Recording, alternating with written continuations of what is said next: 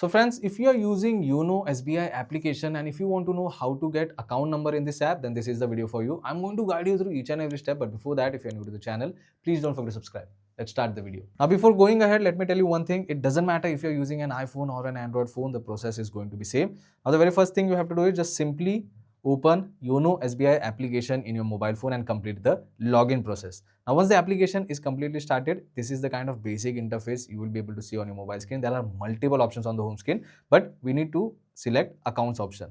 Now, once you select account, you can check out your balance, deposit, and my borrowings is there. You can check out your investment as well, but you have to stay in my balance option. Over here, you can check out saving account. You can check out last 4 digit of your account number, and you can also check out your balance. Now, if I tap on this arrow over here, it will take me to the next page where I can check out all the basic details related to my account. But you can see there is an option of saving account. Now, again, if I tap on this option, I'm able to see my balance, and again, it is not displaying full account number. It is only showing me last 4 digit of my account number. So where can I see it? So if you go back to the previous page, over here you get an option of I sign, right? If you tap on this I, you can check out your full account number, right?